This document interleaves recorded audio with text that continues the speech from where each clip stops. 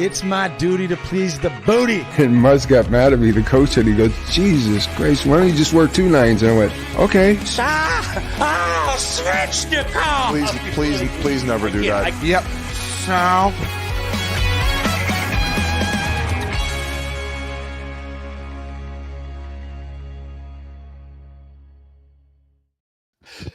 Hello, everybody. Welcome to episode 511 of Spittin Chiclets, presented by Pink Whitney from our friends at New Amsterdam Vodka here in the Barstool Sports Podcast family. Holy shit, boys. What a cup. What a season. What a run. We're here in Vegas for the draft. Biz, how you doing, buddy? I'm doing awesome. Just first off, congratulations to the Florida Panthers on a Stanley Cup victory. Well-deserved. What a season, boys, start to finish, and what a way to cap it off. Great Game 7. Now we're obviously in Las Vegas where we have the NHL awards and draft, but a lot to dive into, including that Game 7 and just a lot of tire pumping to go around for the Florida Panthers on what they assembled. An absolute juggernaut, back to the finals, back-to-back years. Bill Zito created a monster in this team, and well-deserved to him and everybody involved with that staff. No doubt. We'll dive in a little bit more. We got to bring in the Merman, Matt Murley. How are you doing, my friend? I'm doing great. That Game 7, it lived up to everything. The pregame before, Terry Ryan gets us a bus over there. We had a Chiclets charter bus going over. It was insane. We got over. We had the tailgate you set up late, Pink Whitney pop-up. Just set the tone for a great night. And like you said, the Panthers, they've been the best team in the East for almost 2 years now, year and a half, and congrats to them. It was nice having Terry Ryan there because RA wasn't the drunkest guy for once. Till the end of the game. I don't even know if Terry Ryan even got into the arena, but yeah, he showed up at Elbow Room about 3 o'clock. I'm like, Terry, the game starts in 5.5 hours. Like, I know, I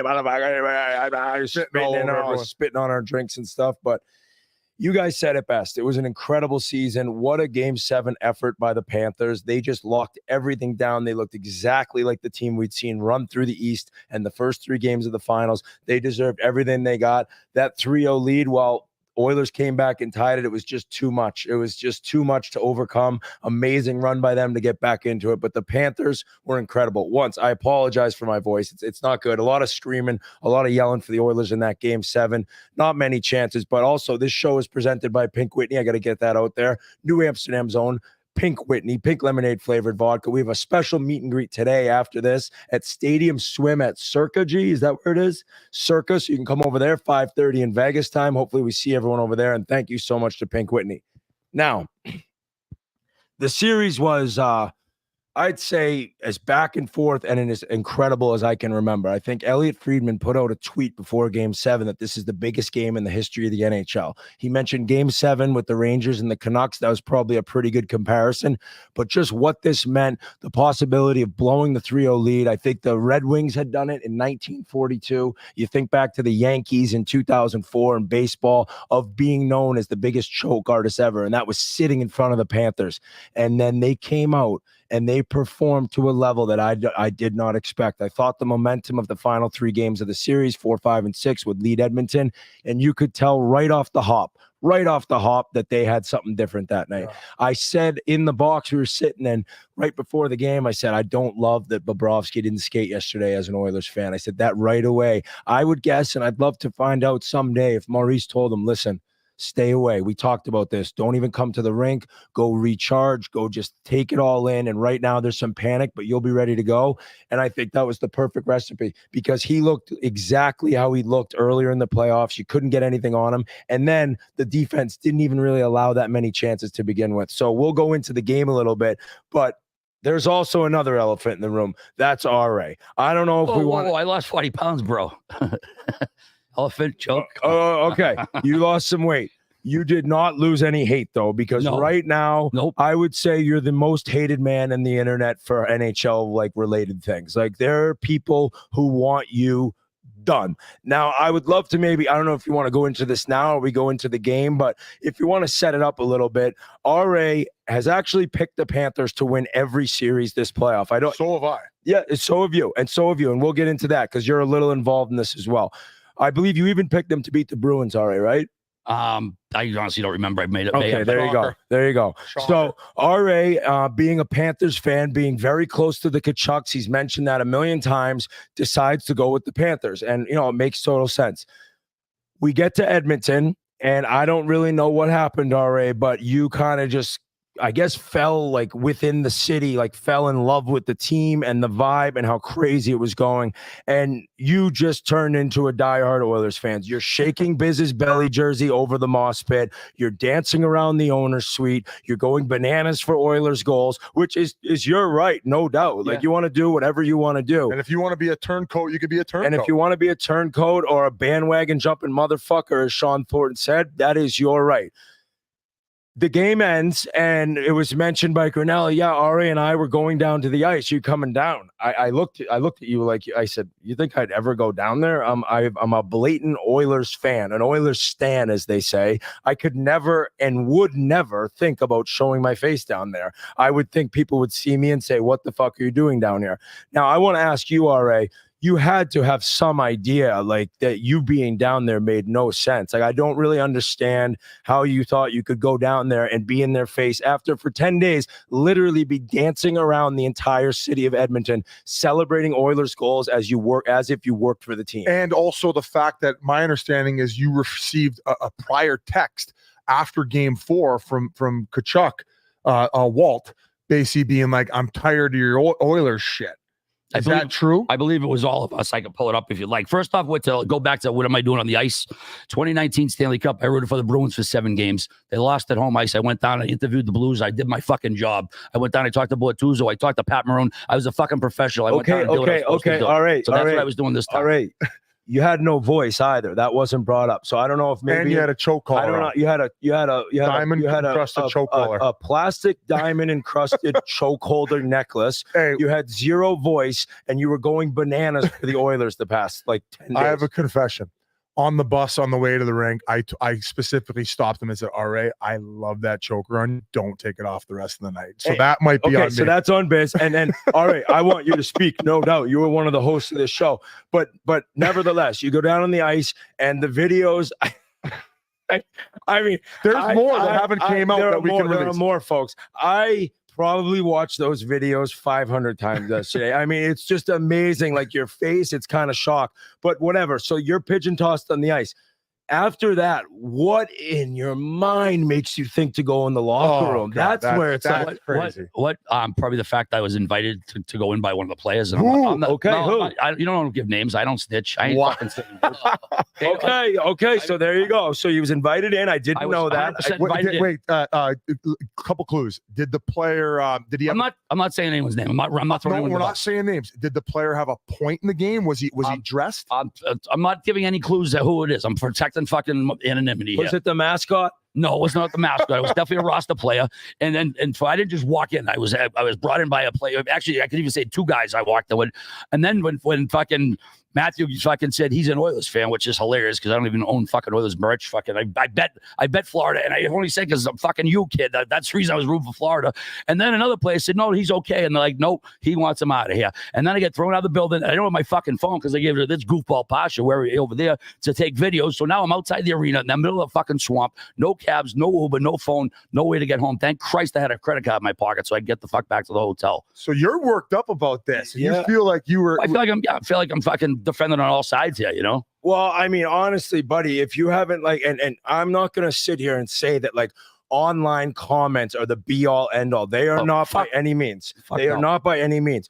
But at some point you look and you're like, holy shit, there's like a tidal wave of momentum against RA right now. There has to be some sort of maybe regret in your mind. And you tweeted out yesterday, no regrets, correct? No regrets. No regrets at all. What have we been saying? Twitter's fake life. Twitter is fake life. We've been saying that for 8 years. Listen. But it's also not because Chucky, Walt, Sean Thornton, and I'm sure a few other guys in which I saw who? Verhaeghe, there's a lot of guys who felt this animosity towards you. So it's carried over from Twitter to say maybe Twitter's not real life is fine, but there was also real players in the game that were involved in this that wanted you pigeon tossed. Yeah, well, I think it was maybe one player on that team, and I think it was Matthew Tkachuk. I talked to Sam Bennett after the game, who I wrote about during the Marchand shit. I called him a lunatic. He didn't give 2 fucks, and the league players have never given a fuck what the media says. I've never seen guys mad at what we said before. Now, I know we go way back, but what am I? I'm in a box in Edmonton. We're guests of the Cates. We're having fun. I'm dancing around with Little Soup there, and like what? The Tkachuks might get mad if I'm fucking having fun in the Edmonton box. Fuck that. How doing? I'm going to do what I want to do. like if they're pissed off, I don't care. I don't give a fuck if they're mad. I did what I did, and fucking, like I said, I bet them. I fucking rooted for them because of the fucking family friends going back 100 years, and they want to be pissed about it. They wanted to be petty and whatever. That's their fucking right. Just like it's my right to fucking say I got no regrets. And also, you know how many fucking texts I got? I got former NHLers texting me yesterday, family members of the Kachuks saying how fucking embarrassing it was what they did. And that's the fucking difference with the internet, okay? The internet, yeah, whatever. The internet's gonna do the internet shit. I don't give a fuck if people hate me or not.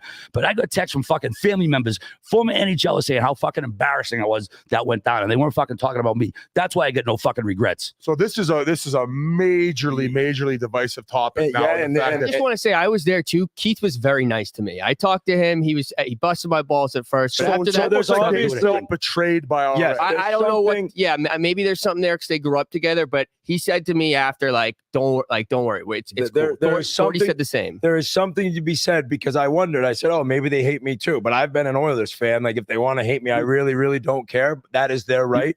Maybe it's more so the family and the relation that you've had with the Kachuks for that long, where they look at you celebrating and kind of enjoying them collapsing this series as it went on and looking at it like this motherfucker is not being loyal. You make a good point that you really don't care. Now, personally, if I had just won the Stanley Cup, I probably really wouldn't care about anything, but I'm never going to judge anyone for kind of what they're doing and feeling. And they were pissed off enough to really, really make you look like a fool on the ice. So I was a little bit surprised about it. I think partly, though, maybe some of the fans and their thing is that you are down there, you're pretty fucked up, and you do have no voice. So it kind of looks a little odd when you're, Sasha Barkov's biggest moment of his life, and you really can't talk as you're interviewing. Now, saying that, Sasha Barkov, what was it?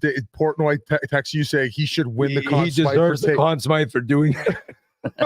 That's hilarious. That's hilarious. What a classy guy. And he actually answered your question and he did. Somehow understood. And Barkov did. Bill Zito talked to me. I tried to grab him, Paul Maurice. By the way, his two sons, great kids. They come over. They were gracious in defeat. I'm gracious in victory valley. Talked to them. They were super nice about it. So as far as the Kachuk, we've been championing the three of them for fucking 8 years on the show. When I get family history, if anything, that should be like, we're entertainers at the end of the day. We're growing the game. We're having fun. And everyone else seems to fucking remember that. And you could say we go back all these years, whatever. I just thought, if anything, that would afford me a little more fucking, I don't know, leg room or whatever to not get shit on. But you know what? It happened. It is what it is. Like I said, I got a lot of messages from fucking family, friends, whatever, that, had no issue with what I did with. So, I'm hoping we can get Matthew and Walt on to bury the hatchet. Or put a hatchet into his throat. But I think that what he just said leads into another thing, because there are people that have been just furious with the Spittin Chiclets podcast for about 2 weeks now. And I think part of it goes into that we are clowns. Like, we've always been pretty open. We are not normal media. We come off as media and analysts, I guess you could say, but we have this incredible following. I love our fans. You could come up to me, and I've had people come up to me, you drive me fucking crazy on the podcast. I've had people say, Whit, I love you on the podcast. I love it all, because if you're listening, I appreciate it. No matter if you're hate listening, honest to God. I think people are really having a tough time separating us and regular media, in which regular media is not biased. There is no bias. You listen to Elliot and Jeff. You listen to Saravalli and Gregor. They are very, very down the middle, which is the correct way to do things. There's no cheering in the press box. That's just never really how this has been. Biz has 7 favorite teams. I had the Oilers minus 2 weeks. RA had the Bruins and kind of the Panthers. He's despised by them. He has a Panthers travel bag he brings on every road trip. He's got a Matthew Tkachuk chain with his face on it. He's our biggest Panthers guy. Now, also in fairness, RA, you sent the group text picture yesterday of Sean Thornton writing you a message, still love you, bud. So maybe that one of the three, there was Walt, there was Matt, and there was Sean Thornton, the video compilation. No, Brady dissed me too off camera. Brady, and not to be lost here, and even Paul Maurice talked about it. After they'd blown the three games, they got to sit on that for 2 days. So a lot of stress and implications involved when these guys are in the middle of the fight as to maybe why they had that built up emotion towards you. And by the way, RA, I'm very proud of the way you've handled yourself and backed yourself up so far in this first 10 minutes, because you look like the fucking Lincoln lawyer right now. Yeah, no backing down and giving his points. And now I think The videos, though. Oh, I they're mean, if classic. I'm ever in a bad mood, dude, when I see Big Walt say, fuck you, I'm done with you, and then your face, like, it looked like you were going to cry. Matthew in the locker room being like he'd already told him 20 Yeah, so times. then and he just goes in shooing the him. when you went in the locker room, and then I'm just, Matthew had already on the ice said, get away from me. So when you went back up in the locker room to him, did you think maybe like, I'll try again? Like Just a handshake, congratulatory thing. I said, maybe the heat of the moment right afterwards. But the fact he again had me thrown out of the room, the building with no phone, whatever. I just think there was probably a better way to handle it. Now, Biz, to your point, yes, I know you got to sort of create maybe anger in your head sometimes, or imagine your enemies or real enemies or whatever. To fuel what you're doing to win the Stanley Cup. I just thought it was just fucking. I didn't expect that. I was surprised often. And what you said, every time you're in a bad mood, you watch the videos. So what, about 500 times a day? You watch? Exactly. There you go. Anytime I'm down, so maybe every once an hour, I'm just gonna pull up RA on the ice, getting pigeon tossed by his lifelong friends. And I'm just as guilty as jumping on the Oilers bandwagon. And obviously, it had That's you. But another thing too, I said before the series started, I thought Florida was overall the better team. I picked Florida in 6. I wanted a good series. And when it was down 3-0, when it was down even 2-0, I hadn't been to Florida yet, right? So I hadn't been and mucked it up with the crowd. So when we got to Edmonton and we felt that energy, and especially after they go down 0-3, once they had that big victory in Game 4, like, I'm just pumped up and fired up, and I want Edmonton to come back for the sake of hockey. And obviously, being up there with all you guys and Joey Superstein and all the rest of the Edmonton fans, I got really wrapped up to it, especially being in Canada and just seeing the way that the fans up there treated us and embraced us. So I'm as guilty as just as much RA, but never in my wildest dreams would I go down to the ice and even if Edmonton had won, because I feel like it's taking away for their moment. But once again, you're more of a fan than me. You never played, so I feel like you maybe have more of that right to go down there with the diamond encrusted choker and without a voice to talk to Sasha Barker. I would say maybe another part. And dude, I am not a great dresser. I know that, but like, you had a Tom Petty shirt, like maybe some Chiclets merch or something, and then the diamond encrusted ball, the diamond encrusted choker was like, I just didn't really get. And I think more than anything, my number one thing would have been, RA, 1, don't go down on the ice because you've been dancing around Edmonton like Daryl Cates, and 2, you had no voice. So it was like the no voice thing, I think probably in your mind should have maybe been like, I don't know if it right now is the time to go down. And he was on every substance you can imagine. You called him Steve Montour. You didn't even know it was Brandon Montour. No, I got the name confused with the. Yeah, you got a lot confused because you were fucked up. You were mangled. I got Montador. That's the Steve Montador passed away. It was a fucking brain jumble. That's all it was. Montador. That's all. It was that simple.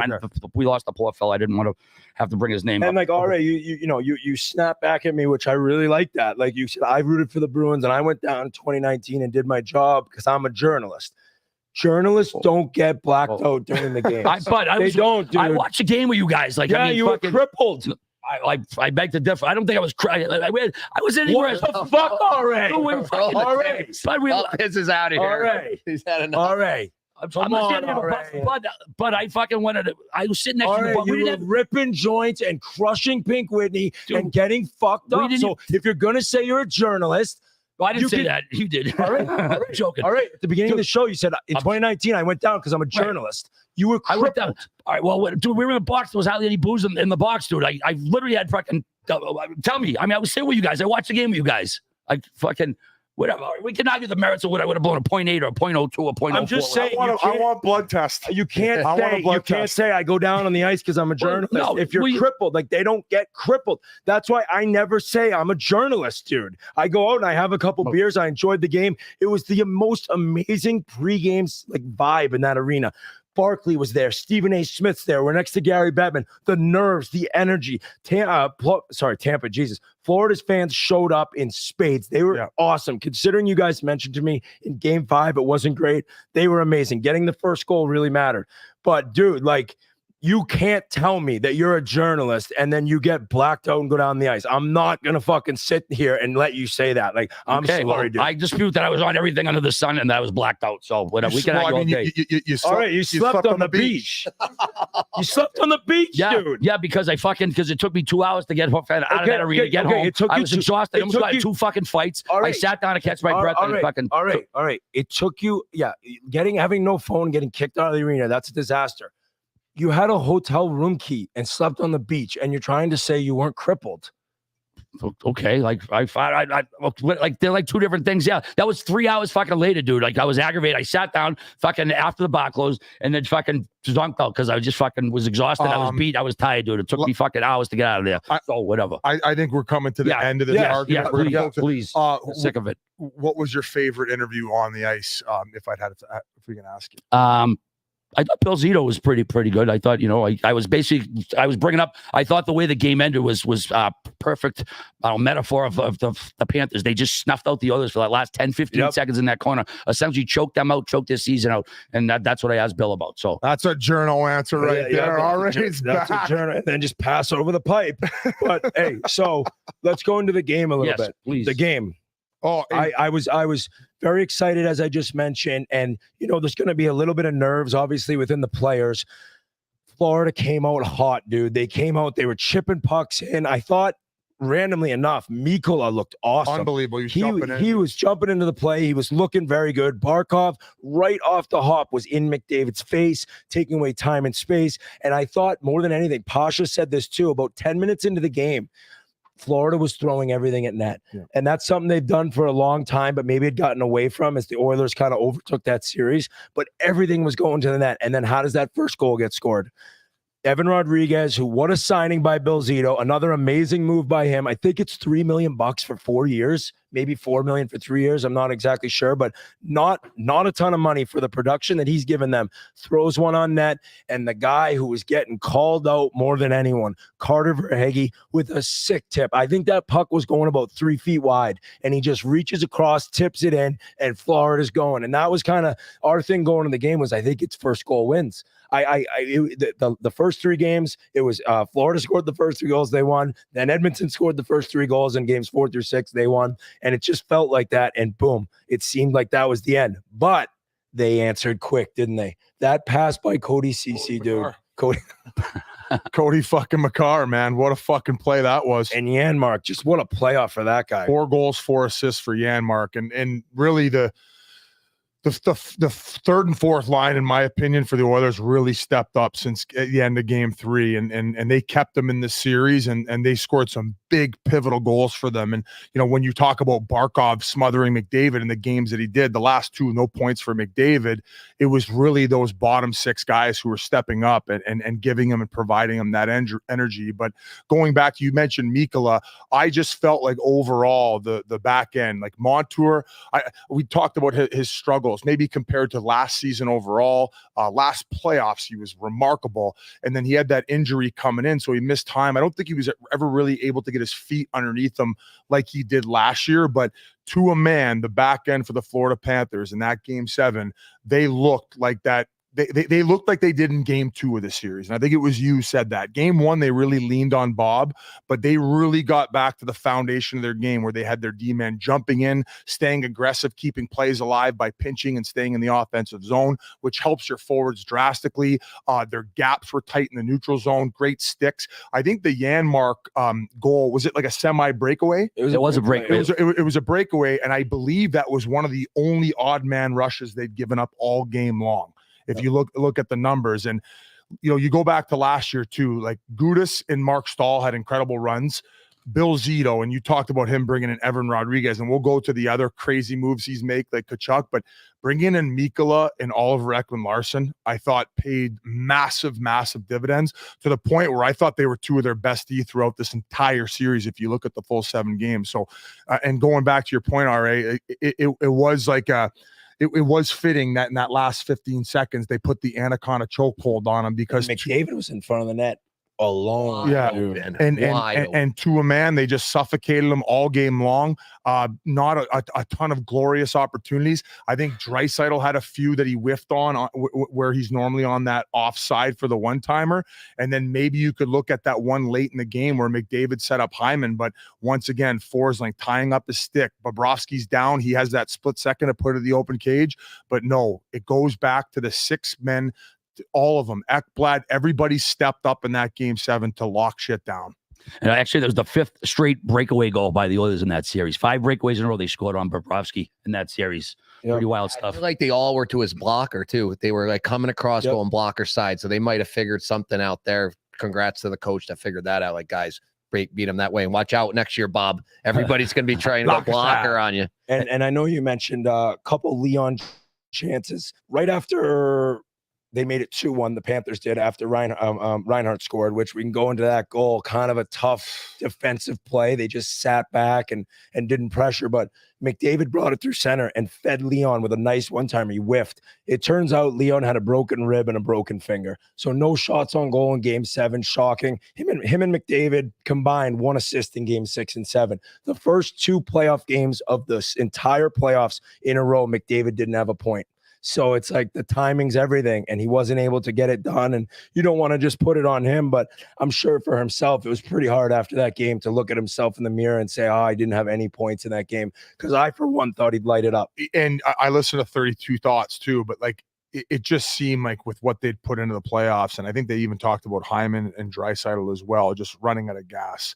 Like what McDavid had to go through in order to even get his team to that level. It's like, and then you're going against Barkov all night long. And I know that maybe they got away from their game in games 4 through 6, but Sasha Barkov, still the best 200-foot center in the game. He put the wet blanket on him. And for McDavid, if you don't have that full gas tank loaded, it's just to get any type of separation, not only from Barkov, but the way they play that 5-man game where they have layers on top of him, it made his life a miserable hell. And I can't remember, other than the Hyman opportunity and then maybe a few others, where he really shined in that game 7. And a lot of people were like, you guys were just pumping the Oilers for 10 straight days. It's like, yeah, dude, they won all 3 games. I seem to remember games 1 through 3, we were pumping the Panthers. Yeah, my wrist was sore. And granted, game 1, I was probably saying the Oilers outplayed them, but like we were saying how good Florida was games 1 through 3, and then it switched,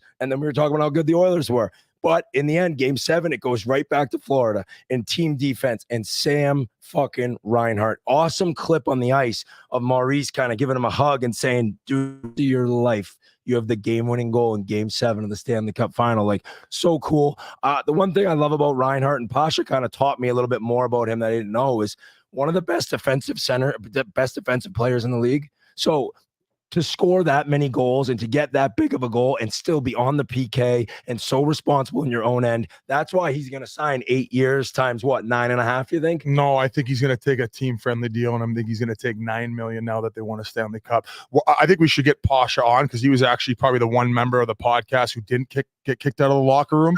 And because he is so close with Sam Reinhart, they've been buddies ever since they were kids. He was able to kind of have a special night with him, and him coming up. I don't want to say the struggles in Buffalo, but I remember there's a video that just resurfaced where he actually called the Buffalo Sabres GM, Kevin Adams, and he apologized for not getting the job done while he was in Buffalo. So just Sam did, right? Yeah, after he was traded, and it just like speaks to the volume of a guy that he is, and also his play this year and how fucking unreal he is as a player. Yeah, I mean, I think everyone knows where my allegiances lie with the Devils, but seeing someone like Sam that I grew up with win a cup was obviously very special and emotional. Guy deserved it. He's a warrior, played his heart out, and for him to score the cup-winning goal, like Maurice said, it's a short list of guys that have that on their resume. So, it was really, really special to see him hoist that thing. Pasha, when I was watching that game, and at first when he scored, we were kind of like, oh, it's kind of a bad goal. It's kind of outside. But I was standing with a longtime NHL guy. I don't know if he's Hall of Famer or not, but he's like, no, that's a good goal. He's like, this Reinhart kid has some weird release. He doesn't release the puck the same way as the rest of the guys, and it's really hard for the goalies to pick up. Has he ever talked to you about that or anything? No, I never talked to him about his release. I remember earlier this year I asked him about the changing his stick because you had asked me about that, and he said he changed up the stick length. But no, I haven't talked to him about his release in particular. But I mean, the guy can shoot it. What did he have? End of the year now, playoffs, regular season, 68 goals, something like that. Like most more than Bure. So just a crazy year. Billy Zito, you've got about 4 or 5 days to figure it out and back to the Brinks truck because that man is going to get paid. I thought the craziest thing you mentioned to us was that you went back to his house. It was about 4 a.m. You guys are hanging out with him and his wife, or you are. And then all of a sudden he's like, I have a haircut at 10:30. Like, why did he need to get the haircut at 10:30? Oh, you got to look good for the parade, boys. Gotta look good for the parade. He already looked good. His hair was short to begin with. Whatever. I digress. But I want to go into the goal because, yeah, like I would say Skinner wants that one back. And Skinner was awesome. Dude, you got to remember, Skinner's second year in the NHL. And what he did in games 4 through 7 of these series, forget the beginning struggles. Like, I have a lot of belief in Stuart Skinner going forward as a goalie of the Edmonton Oilers and being able to win a Stanley Cup with him. I don't know if he'd probably say he wants that goal back, but I was disappointed with how they played it. It was like a 3-on-3 and they just kept backing in. And I think Reinhart even was surprised. He's like, nobody's coming to me. And he just gets that little angle inside.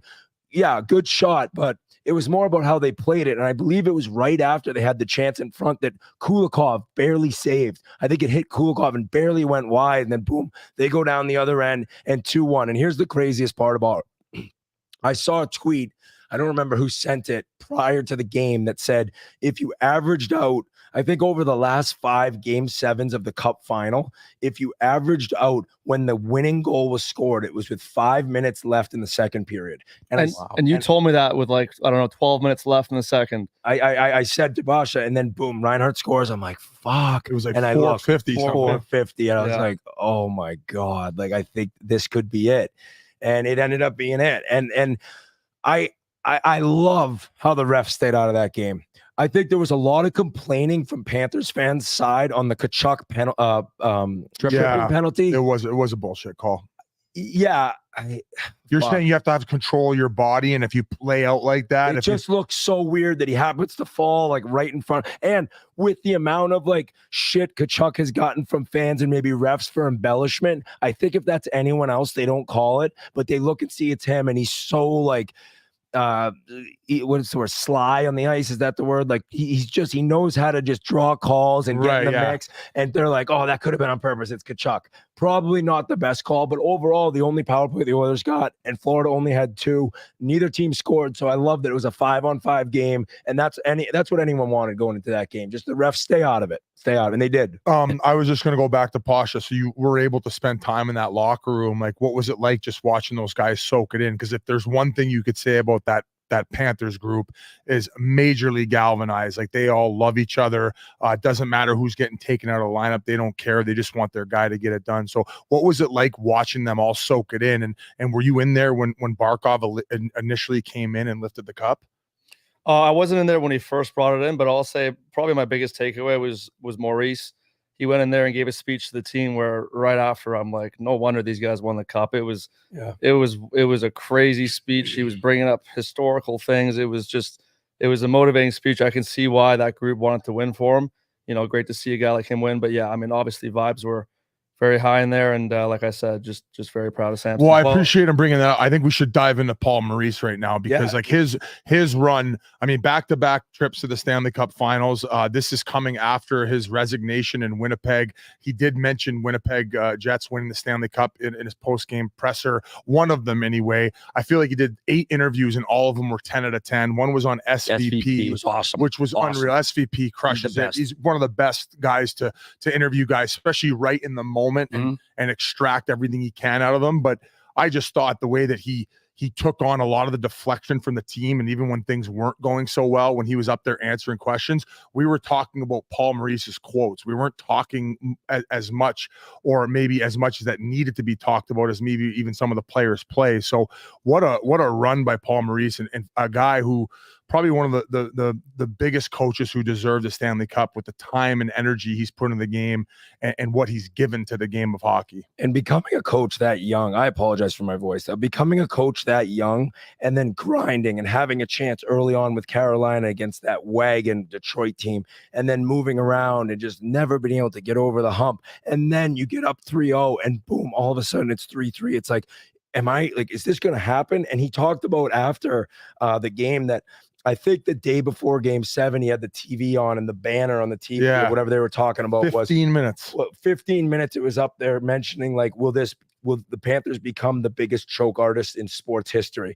And he's like, move along, change the fucking banner for Christ's sake. But what he's done has been magnificent. And I've been told that in the locker room after the speech had a lot to do with his father and where he got his name and what his name means to him, which is so like awesome to hear. Like that's what your parents give you. Like that's who you are, is trying to make your parents proud and your kids proud, which he's done. And then after on the ice, he spoke about his dad, and he's getting teary-eyed saying like, your legends, Howe, Lindsay, Beliveau, etc. Like Maurice is on the cup now. His father, your legend, with your favorite player. Yeah, his father's name gets to be next to those legends, and that's all he ever wanted. And wow, what a remarkable run from Paul Maurice. I was also surprised. Sorry, Mo, before you go. I thought that last year when they were struggling, when Keith Tkachuk went on the radio and ripped them, and then Maurice exploded against the Maple Leafs, that was very much talked about. Then this year, when did he explode? Was that the playoffs or was that the end of the season? Remember he had another explosion on the bench? Late in the season. I was wondering if he'd end up having one in games 4, 5, or 6. Not game 4. I think game 4, it's like, all right, we got blown out. We're going home. But I thought maybe in game 5 or game 6, but he didn't. And, that's calculated. And that's really like looking at it like I can't turn on these guys now. Not that he ever would, but I can't let them show that I'm as rattled as maybe I am inside. He had to have panic going into that game 7, but the way he coached and the way he had them prepared, including having Bobrovsky not practice that day, it was a masterclass. I think him and Knobloch were both phenomenal the whole run. Unbelievable. Was something said about what he talked to the team about in those 2 days off, which I thought was huge for the Florida Panthers coming home? Was there anything that he said to the team? I know he gave Bobrovsky the day away from the rink in order to collect his mind and thoughts, but I'd be curious to know. Like you said, he didn't pull that card because you can only pull that card so many times by snapping on the boys. You can't lose the team and show frustration and that you're rattled going into game 7 after dropping the last 3. I don't know what he did in order to get them with that demeanor to get them back to their game in game 7. Yeah, he was incredible for 2 years now. Paul Maurice and press conferences have been like the best combination. It's like John Cooper-esque. Lots of things are better together, Biz. Hockey, food, golf. But if you really want to take it to the next level, drink some Labatt Blue Lights and your friends and live to the power of we. Take a page out of the Labatt Blue Light book and enjoy your beers together so you can live life to the power of we. Find Labatt Blue Light at labattusa.com/finder. That's labattusa.com/finder. After the night in Fort Lauderdale, we were on a Stanley Cup final. Anywhere we were chasing it around all Fort Lauderdale. We never got it, but to close up on Paul Maurice, never been happier for a coach to win a cup. Yeah. 5-0 in game 7s now. Also, most games coached before winning his first Stanley Cup, 1,985 games. Is that playoffs included? Playoffs included, yeah. Yeah, also, so we failed to mention the Connor McDavid won the Conn Smythe Trophy as well. I know he probably doesn't give a shit. He had 8 goals, 34 assists in 25 games. Just a tremendous performance. I'm sure Biz that he'd give it back to have a freaking Stanley Cup, no doubt. Yeah, I mean, it's people wanted to argue a little bit about the fact that what is it, the first ever guy to get a Conn Smythe who didn't have a point in game 6 and 7 or something. Yeah, so I think the first stat I saw that I was telling you was incorrect, but I understand it. It's not about the most valuable player in the finals or game 6 and 7 of the finals. It's the entire playoffs, and I wouldn't have given it to Bobrovsky after what happened in 4, 5, and 6. But I would have been fine with Barkov. But I do think that McDavid did deserve it. Yeah. It's just, it's unfortunate. And for anyone out there, for anyone who was like on him for not coming back on the ice and accepting the trophy, they're saying, Jaguar did it. Who gives a fuck? Yeah, and Jaguar like regretted having to do that. He said it was horrible. He walked back in the locker room, put it down right when he got off the ice and just went back in the room, didn't tell anyone. Like, Why do you have to come back out? It's the same people who were dogging Rory McIlroy for taking off after the U.S. Open collapse and not doing media. It's like, buddy, this is this guy's entire life. He cares more about this than you've maybe cared about anything, minus your kids. And he doesn't want to go back out and accept a trophy that means nothing to him. Right. Maybe someday it will mean something to him if he wins a cup, but you're under no obligation to go back on the ice and accept that trophy. That's just bullshit to me. That people And are also upset. 20 more points to the next guy, right? It's like at some point I don't think a Gretzky record. Well, at least on the Panthers, excuse me. I don't think, and I think Elliot touched on it 32 thoughts. Nobody on the Panthers did something so exceptional in the final to take it away from him, and that's ultimately why I think Connor McDavid got it. So, congrats to him. I know it doesn't mean jack shit to him. He wanted the ultimate prize. But going back to the Panthers, I mean, do you guys want to talk Bill Zito, Luongo? How about Luongo before the game? Banging the drum, getting the boys going on the Jumbotron. Like, this guy's in management, he's fired up getting all the crowd into it. And the energy was so high in the building. Did you guys like that move to get him going? Oh, yeah, he's a beloved icon down there, too. But I want to mention Kyle Oposo first. I mean, this guy, before the season, had 24 playoff games before this season, played 17 playoff games this season, almost doubled his previous career output. You know, he's a guy been around for a long time. Just want to give him a congratulations, want to mention him. Hopefully we get him on the show going forward. Yeah, he was talking about playing mini sticks with his kid the day before, trying to take the stress away. Well, and he didn't play game 6. Right. So he looked great too in game 7. He had that jump early. I noticed him a lot. They were hitting everything in that first period. They were hitting everything. And I love Maurice putting him back in. Like, this is a guy who's done it all. This could be it for him. You never know. And let's get him back in the mix. He's already played 16 games for us in the playoffs. We didn't have him in. We need this guy who wants this so bad, who's had no success in the playoffs prior in his career. And they put him back in, and he did his job. Merle said it right from the hop. He did a great job. Their third and fourth line was awesome. And I think that Okposo, after coming on with us and talking about his concussion and what he had to go through and the pain he had, like trying to get back and not knowing if he'd ever play again, like those are the stories that just, as a former player, for me, it makes me teary-eyed. Like, this guy thought it was all over. This guy went through so many bad teams in Buffalo. He was a great leader in Buffalo. And you talk to the guys there, and they're so thankful that they had him as a captain. And then he gets the chance at the deadline to go to a contender, and then he's in and out of the lineup and gets thrown in game 7. You're like, that's what sports is about, man. You worked your entire life, and you ended up winning that greatest trophy in sport with your entire family there. I was so happy for him. Another incredible move at the deadline by Bill Zito, and it goes back. Like, I mean, let's look at the Tkachuk move. That was a first time we'd ever seen a sign and trade like that, and you establish your culture even more than what they'd had. Verhaeghe had won a cup with the Tampa Bay Lightning, and Bill Zito, his first year, I think he signed in 2020, so he's been in the organization for 4 years.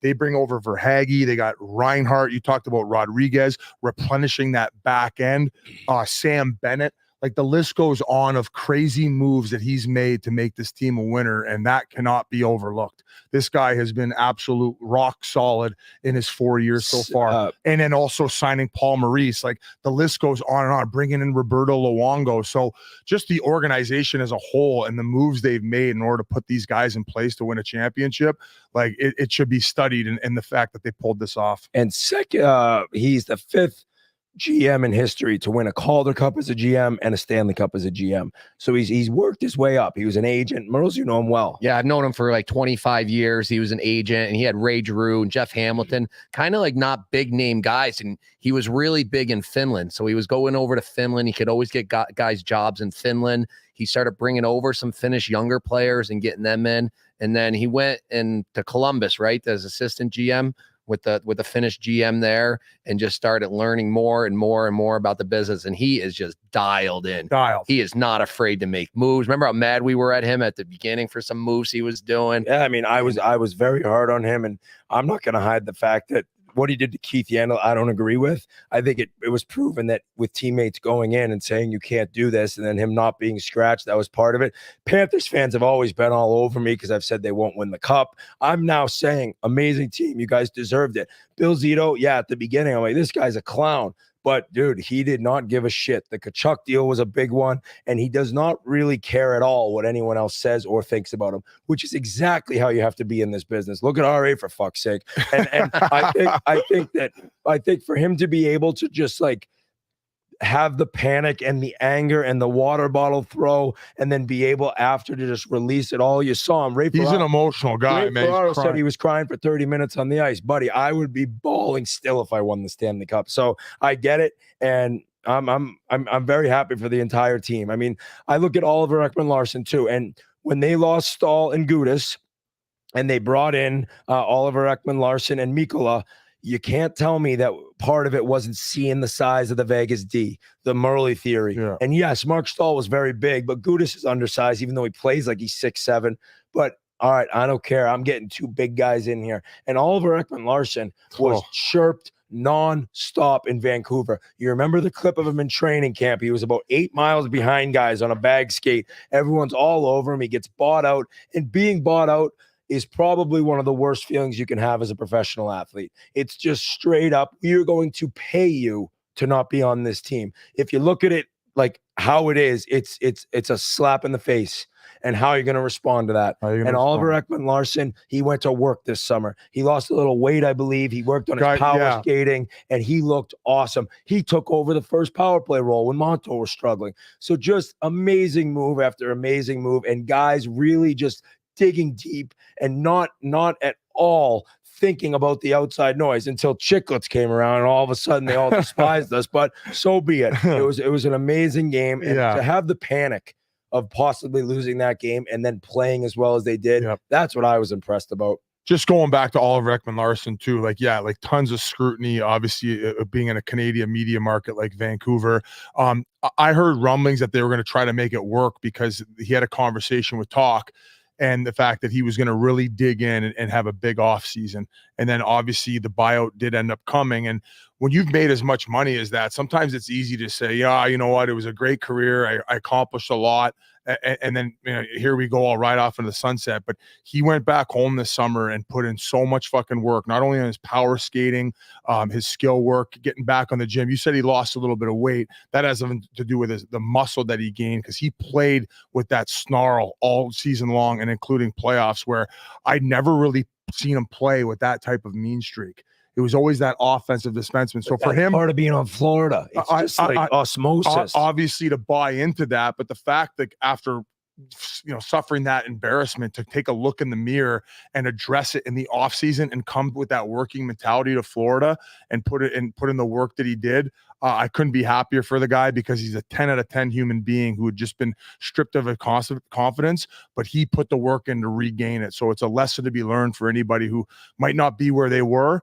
You put in the work, eventually he's going to turn back around. So love you, OEL, and hopefully we're able to interview you about the last 12 months of your life, and how about a fucking turnaround? Absolutely. Merle, just to piggyback on your Finland point there, Barkov became the first Finland-born captain to win the Stanley Cup.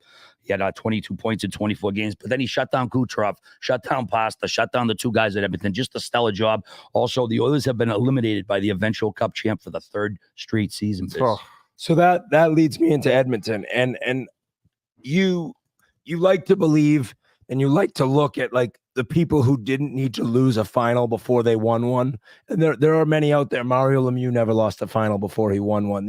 It happens, but there's something to be said about Gretzky's legendary story of seeing the Islanders and realizing like it just takes a little bit more. And Edmonton, they got behind the ball. It was 0-3. Like you can't.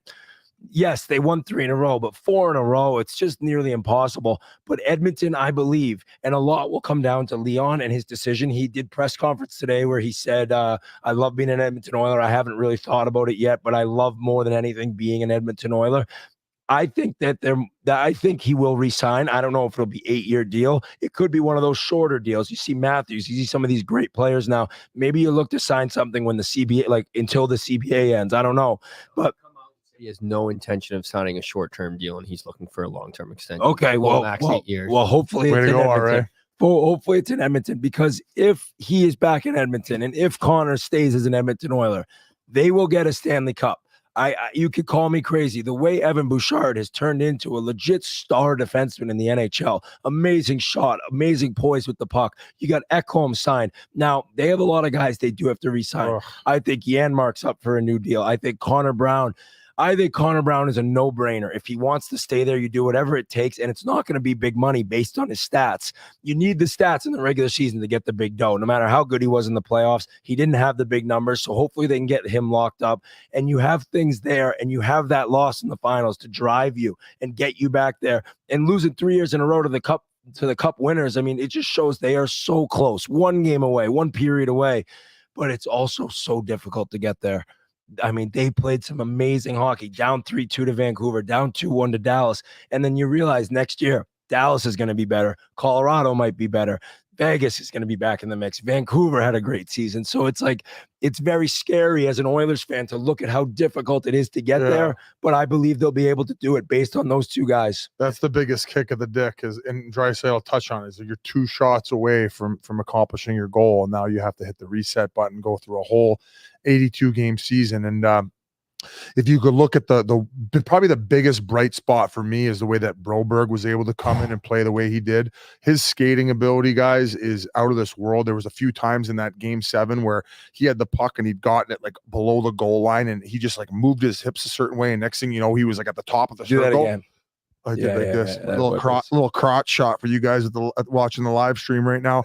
But his ability to move out there, it's kind of like Makar-esque. Like, he's not at that level, but it ain't that far off. So the fact that you have him, I believe, 1 more year on an entry-level deal, it kind of offsets the money that Darnell Nurse is making, right? So that, to me, is probably the biggest positive, where that back end will look very similar, and if not, get a little bit better, because he's never played a full season in the NHL. And I was told that Paul Coffey has said, give me a season with this kid, he's going to be an all-star. Well, there you go. I trust that. I think being that big and skating that well, 22 years old, they got a great one in him. And it was amazing to see how he played, being hopped in, thrown in, and then minors most of the year.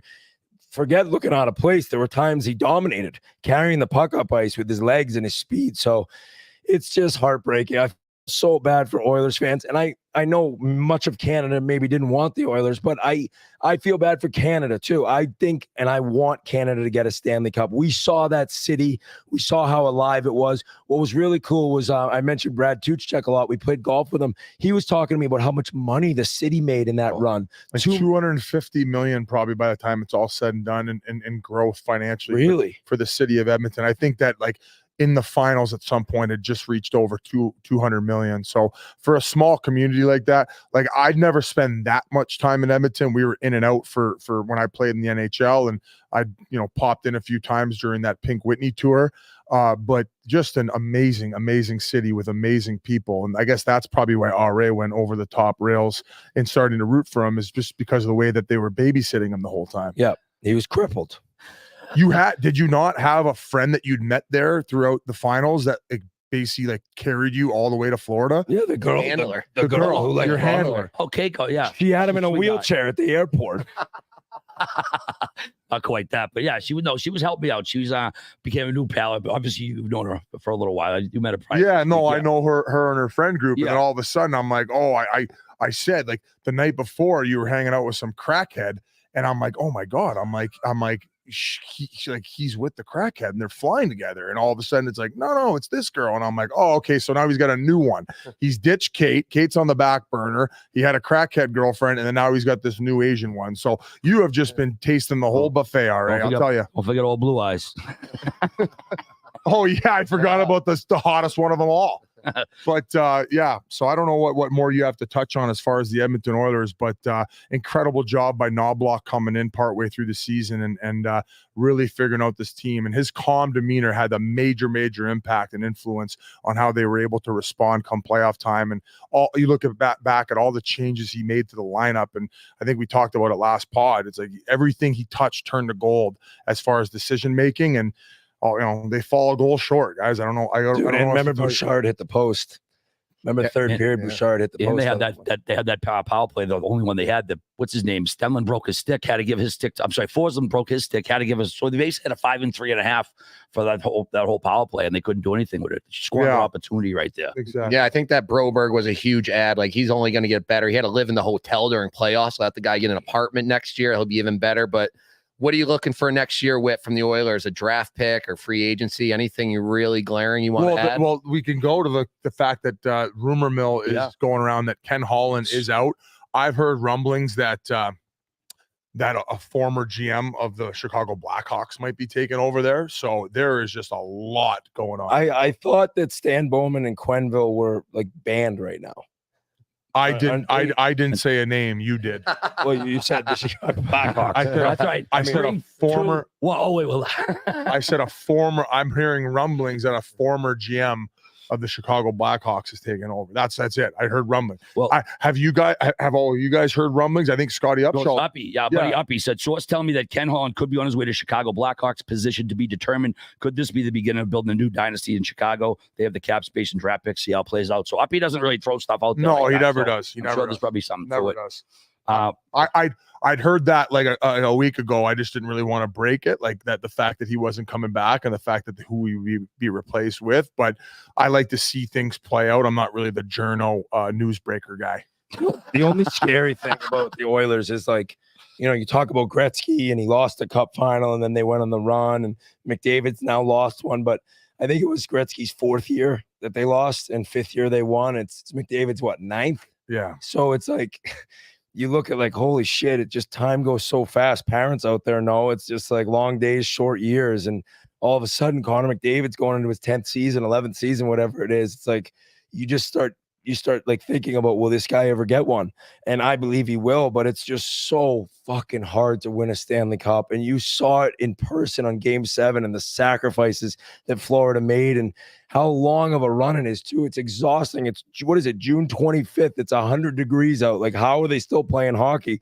And they were so close. So this summer, I mean, I don't know. I think you really, really look at Brown and Janmark and you're looking at the third line, and there's just not any money to bring in a stud. You know, you'd have to make a big deal. I don't know what they're going to do with Nurse, but if there were rumblings that they would try to get rid of Nurse after they went down 3-0, and then maybe it changes after like the little comeback, like, that doesn't make sense to me. You can't let like 3 games and tying the series up affect how you're going to approach free agency and the trades and all that. But it's just, obviously they got to get a guy in there first that's going to make the decisions, because Ken Holland apparently won't even be here at the draft. No show. Well, obviously he's going to be switching jobs. We got to talk about the ratings too, Biz. The second highest rated Stanley Cup in North America since 2013, when Chicago played Boston way back in the day. Just the numbers, absolutely 16.3 million viewers across North America. I know Canada, everyone up there was watching, but these numbers are unreal, Biz. Now that you're in the TV business, what have you hear anything from your peers? Guys, we've been talking about all season long, like, hockey is on a heater right now. I think that it is going to take over and leapfrog other major sports. Maybe not the NBA, maybe not the NFL, but definitely, in my opinion, the MLB, with the way that the trajectory of the NHL, more teams coming in, expansion, the parity, the skill set, and the development of the players alone. To me, like, I forget what year I retired. I think it was 2016 or 2017, but I was playing in the AHL, and I'm like, these fucking kids are so fast now. They're twice the speed of when I came in. And to now, when you go down close to the ice, if you're sitting in the lower bowl, you're like, how the fuck did I even ever play in this league? No, we didn't. Yeah, we didn't. Oh, it was a different league. Oh, it was. We did. I see people say you played in the NHL. I go, not this NHL. Yeah, the version 1.0. And in Game 7, like we were saying in the box, like, there was no time and space. Zero. And this is after playing 25 games or whatever in the playoffs. Like, you just have no room out there because people are so big and fast that the talent and the plays that are made now, I get the TV ratings being this high. I believe it was the most watched game in the history of the NHL in Canada. Yeah. And it's just awesome to see. And I know Bettman's taken a lot of heat over the years, guys, but the whole league in general is heading in the right direction. They're making the right move. Have you ever been sober? That was what Gary said to me. What was he, game 6 or game 7? I don't know. I wasn't there for it, but then you getting after it tonight, Gary. Our interactions with Gary this tournament have been unbelievable. We gotta get. We might get him on the pod. I think he's warming up to us enough. That was hilarious. Maybe we had him. I don't know. RA. We might not even get credentials now with RA's episode on the ice. But it's just awesome to see, guys, and it's the testament to everybody involved, like all the other media outlets who do work. Obviously, TNT, ESPN, Sportsnet, TSN. And even like the journalists, the people who travel around. Amazon coming on. Amazon's coming on. They're doing this behind the scenes doc on 12 players. I've actually been doing some voiceover for it to help out with it. And it's just like I shook everybody's hand yesterday after I did it. I said, they're like, thank you. I said, no, thank you. Like everything you guys are doing to help grow the game is huge. More eyeballs means everybody wins. And this great game deserves it based on the time and effort and how competitive and how much these guys love and put into their sport. So even everybody watching right now, we thank you guys. We know how invested you guys are. Like Whit just said, we're at the fucking end of June and you guys are watching hockey. So it's incredible to see. And I'm so proud of the league and all the work of the people behind the scenes that they've done to get it to where it is right now. I was kind of surprised the parade isn't until Sunday. That's quite a long time. I actually like that. Let all this stuff get over with. And then once everything settles down, they can actually really, really take it in. And it gives people enough time to organize to actually show up in South Florida and put out those numbers. My prediction is they get more fans in the Miami Heat after that pathetic parade they had a few years ago. Did they mention the route or anything yet? Is it going to go right? Oh, it's going right by the elbow. Oh, yeah. All right. A1A Beachfront Avenue. All right. Right. We haven't really talked about so the Pasha mentioned how he ended up at Sam Reinhart's house at about 3:30. They spent all their time partying in the locker room, and most teams sometimes they have a big party set up or they go out to go out to the club. But they all went home after the locker room situation. And then right early in the morning, everybody was at the elbow room. And that's the way you even said it too. I would have loved to have done it. The day partying is the best part. So Tkachuk gets to get there early. He's pouring beer in the few people that are there early enough to get it. And then he brings it over for a dip in the ocean. And then all the local news outlets had already posted all about it. And then elbow room was packed. It was packed inside. It looked like there was probably about 500 to 1,000 people outside, and the city really got to embrace it at Matthew and Walt Tkachuk's favorite bar, which is the Elbow Room. Swimming in the ocean with it too. Yeah, I think I just mentioned that, unless I'm going fucking crazy. Yeah. And did I mention that? Well, you did. You go crazy. No, shout out to Jay. G, you're playing cleanup. I love you, brother. So I was at the elbow room. We were chasing the cup. Me and Memes, the Empty Netter boys. We were like, we got to see the cup. We want to try to drink out of this thing tonight. And so the elbow room closes at 2. But we start leaving. Some guy grabs us like, no. Like, you guys can go upstairs, go up there with Mark Messier and PK and Steve Levy, all those guys. They said the cup's coming. Cup's coming here. Everybody else is getting kicked out. We're going to go up to the second floor because on the second floor, they don't have the live stream cameras either. So they could have. I was getting posts about me playing tummy sticks with a few ladies on the live stream camera. But so we sat there. We waited there from like 2 to 3. Still no shows. CRA out in the middle, A1A throwing drinks at people. But yeah, so let's get into that. What happened? All right. It was a wild night. It was great, but we never got eyes on the cup. Wait, you got in a Donnybrook? I almost twice. I almost squared up twice the other night. And I haven't had a fight since 1988. Square up? Yeah, like fucking yeah, I know. But what was the reason? Well, you would have got dribbled, dude. I don't know. I was pretty fucking irate the other night. That fucking Superman strength that comes over you. It's called Coke strength, all right. But if it's called Coke strength. Some guy has the video of it. He came up to me at the elbow room and was showing me the video of it. And then I didn't want to give him my number. I don't know why. It was whatever panic I was in. But I was trying to video record his phone with the RA drink toss, but it never worked out. But the video's out there. If you're listening, send it to G. You drinking a guy's face. I don't even know if I just got out of the cab, so I don't even know, unless it was another guy. I don't know. No, the first guy got out of the cab, and I don't even know what the interaction was. But fucking I wasn't doing backpedal. I'll fucking leave it at that. Not like today. Not like at the elbow room. Now, do we have a few other of the RA interactions on the ice? If we could go back to it, I believe you talked to Lamborghini, who was, he's a fan favorite.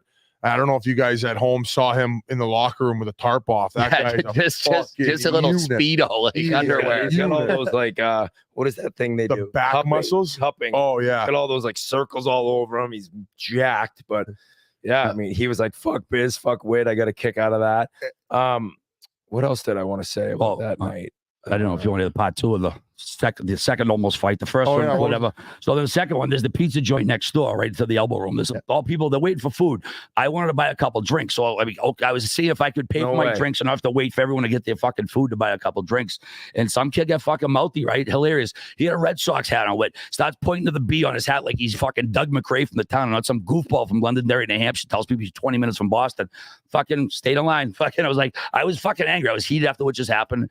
Fucking, what do you want to do, kid? Fucking, he stayed in fucking line. It was probably pointing in his hat to the B like I was going to be scared of him. It was pour over from your anger from the locker room 1,000%. situation. You were carrying it with you, a big bag of emotion. You've been with me a long time, and I have I ever lost my fucking cool? Maybe once, if I can. I don't even remember. Pasha, when he was recording you puking before we started. No, he doesn't record me puking. He walked in the bathroom and the door was shut.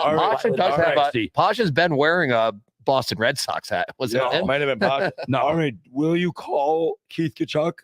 I told you yesterday I might, but I don't think there's anything for me to call. I don't think I owe anybody. I don't owe anybody an apology. We need to settle it on the pod. We want to get Matthew and Walt on. Like, just an incredible run. Those guys deserve it. We didn't really talk about the moment that he had with Brady as well. Like, we're a year removed from Brady having to put his clothes on for him, going to the rink in order to try to even play with that broken sternum. Checking to make sure he's breathing. Yeah. So just an incredible moment to share with his brother, who should be hopefully in the playoffs soon enough, if not on the Florida Panthers at some point, because we're missing out with not getting Brady Tkachuk come playoff time. But just a great moment for him and his family. And like I said, the invite's out there. We want to get any Panthers, whether you guys are willing, even though we're Oilers jock sniffers.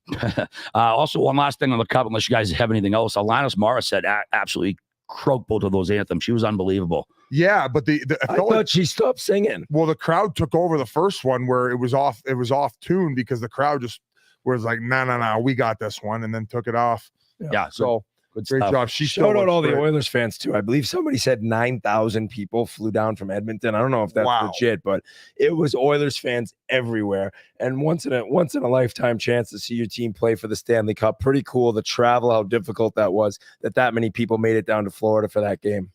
Absolutely, boys. So that's it. Any final thoughts, Merle? So we're good to go here. No, an amazing playoffs again. I mean, this every year seems more and more fun for us, and better hockey coverage. And I mean, it's just all been positive, going around all these places, seeing these games, and looking forward to starting next season already. Absolutely. It's been an epic run. But boys, today we're talking about Kraken, one of the OG crypto platforms. These guys have been around way longer than the hockey team, for over a decade, in fact. And Kraken's world-class security is like having an all-star goalie protecting your assets 24/7. It gives you peace of mind when it comes to trading. With over 190 cryptocurrencies available, there's something for everyone here. Or maybe you're looking for new ways to approach your strategy in crypto. Well, the Kraken Learn Center is an awesome educational resource for all experience levels. So join the 10 million plus clients already using Kraken's intuitive platform to buy crypto.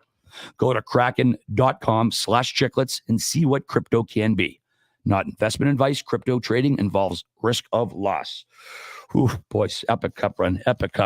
5 games you went to, man. What a ripper. But some other major news that dropped. Hockey Hall of Fame rolls got 7 new members coming in here. Detroit Red Wing legend Pavel Datsyuk, one of the best defensemen of his era, Shea Weber. Jeremy Roenick finally gets in.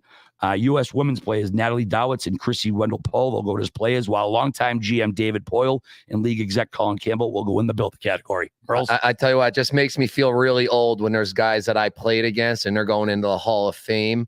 But is Shea Weber? I thought he was still like on the books with Phoenix. Like, isn't he the only guy on Utah? I think my D partner. Yeah, but I think they altered that rule a few years back when guys are obviously not going to come back, even if their salary's still active. They're going to let them get in the Hall of Fame, which makes a lot of sense, especially if these guys are on extended deals.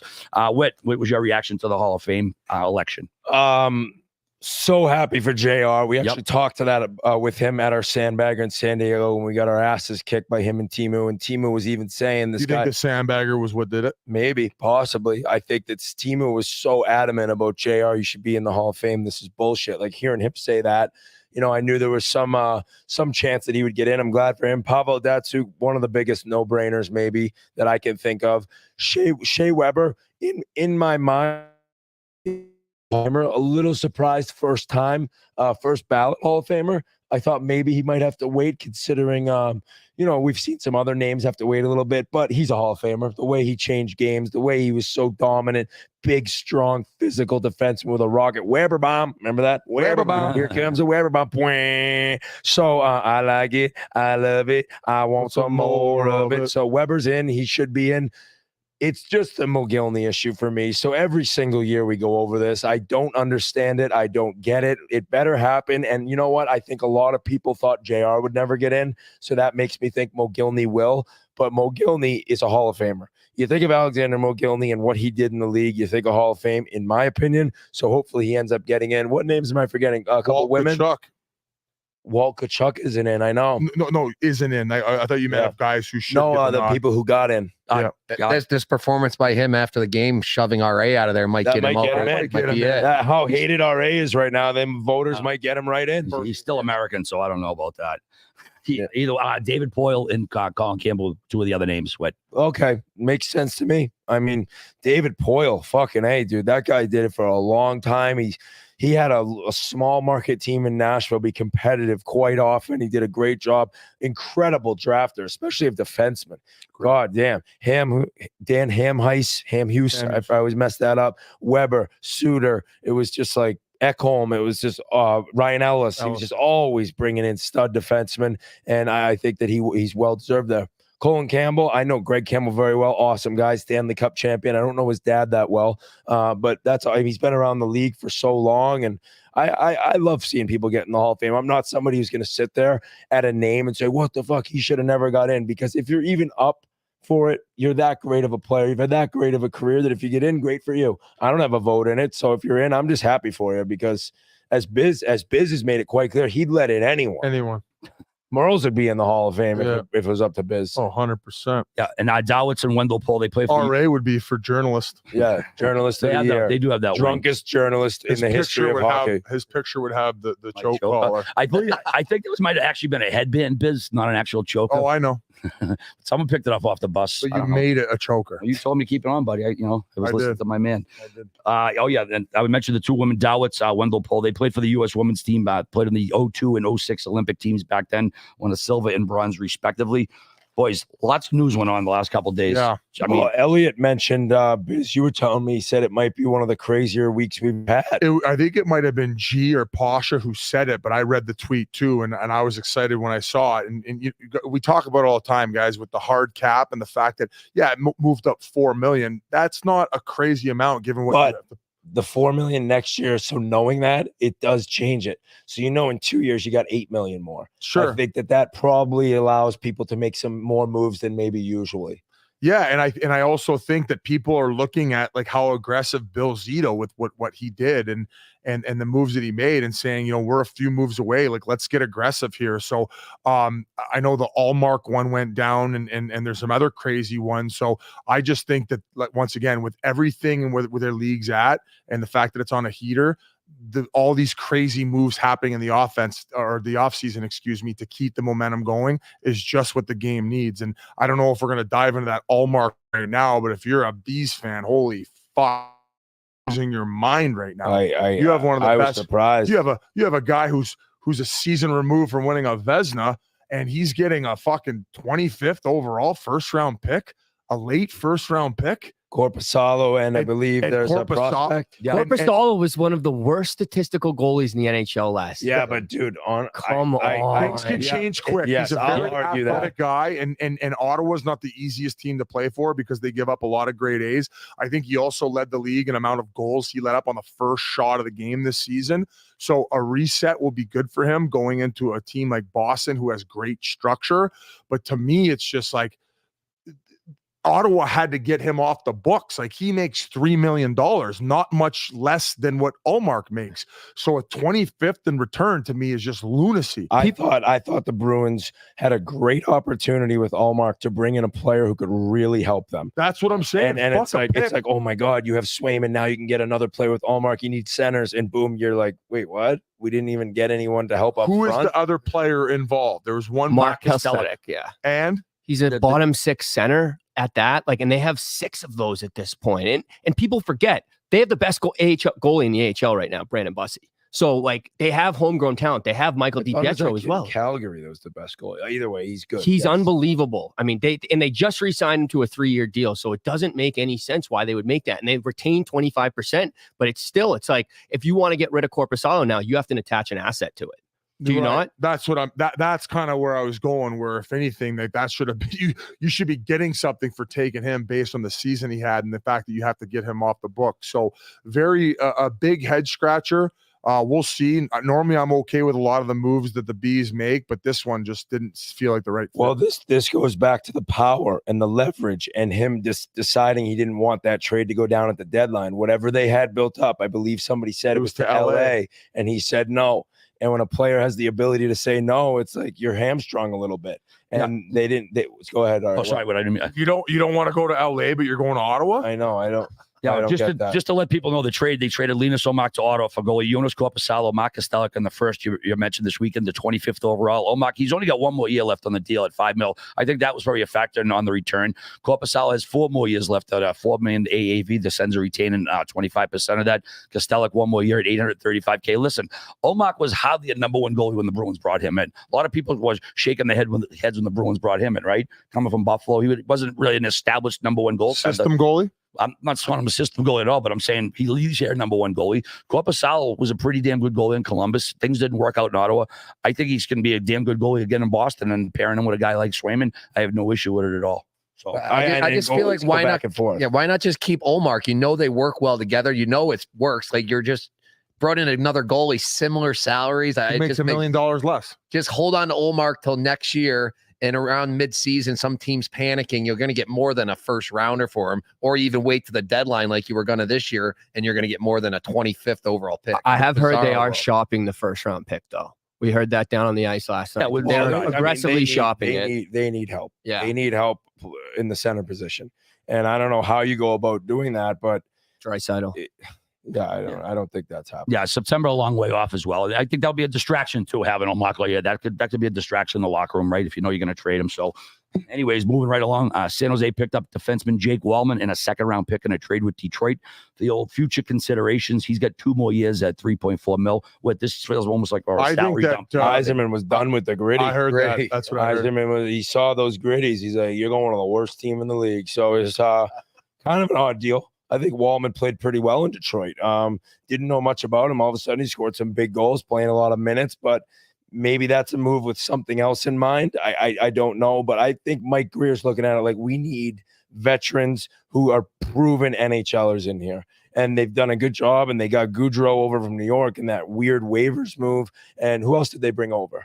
San Jose grabbed somebody else in the past little while. Barclay Goudreau. No, I just said. I'm sorry. I was reading the next thing. I don't know. I can't. No, I Will can't. Smith signed. Yeah, Will Smith signed. Maybe that's what I was thinking of. And they're going to have Celebrini, but I think good move for San Jose. Maybe Detroit has something else in mind. I think Detroit next year we'll see Edvinson coming up from the minors, playing a much bigger role. I know he was up for a little bit this year, but no more gritty. Yeah, sometimes it's about moving a guy to give another guy room to come in. That's a great point, Woody. The Avalanche, they signed forward Casey Middlestat to a 3-year, $17.25 million extension. Comes out to 5.75 average annual value.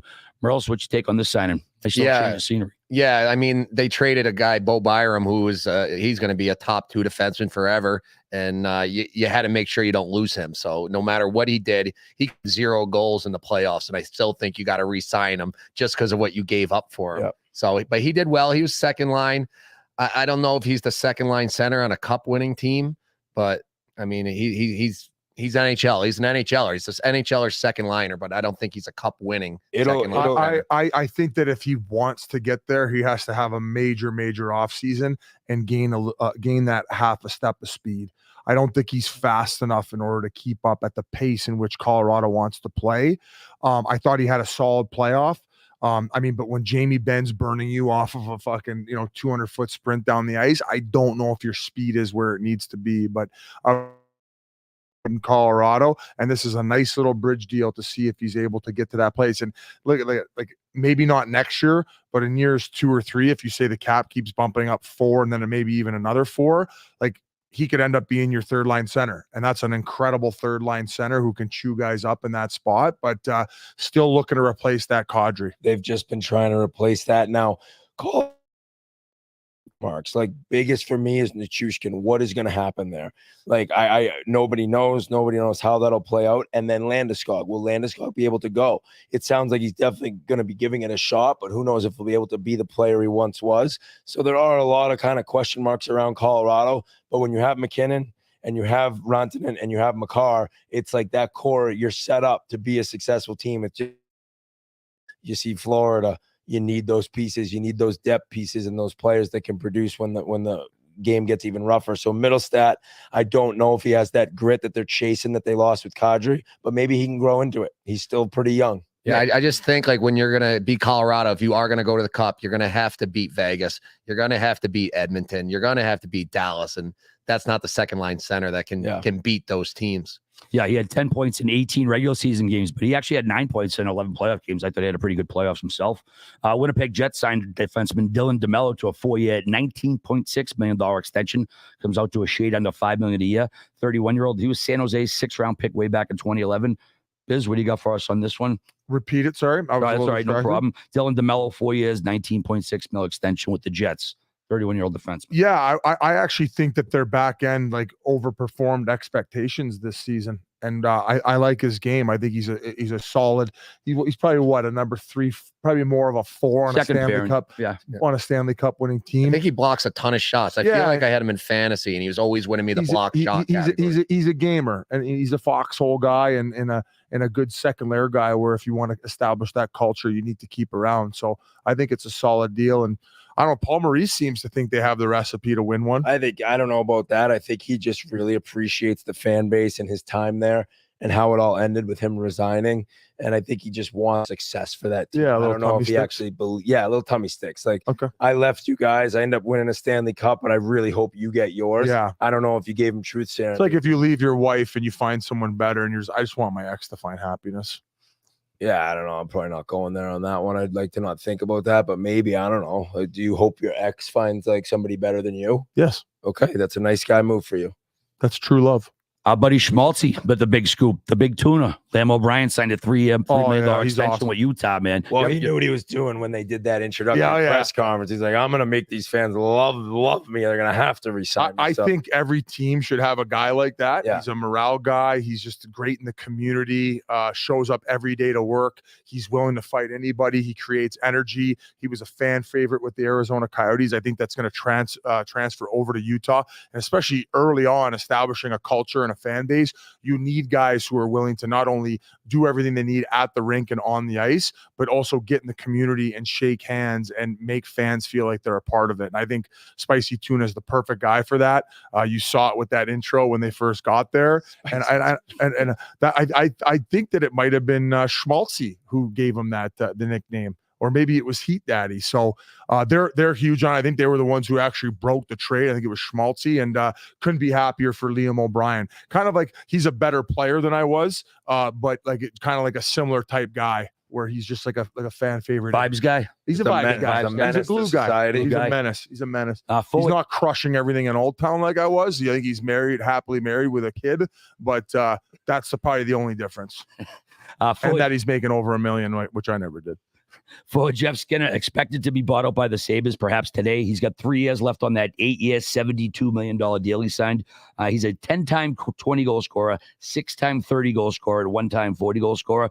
Whoever picks up this 32-year-old this offseason is going to be pretty happy. He's a good little player, man. No, you immediately just go and bet that they will not make the playoffs. Yeah. Whatever team he signs on, there's the lock of next season for your bettors out there. Oh, I wasn't going to go there. Well, it's very tough if you're a playoff team with cup aspirations to go sign a guy that's never played in the playoffs. Like I hope he gets a shot with a really good team.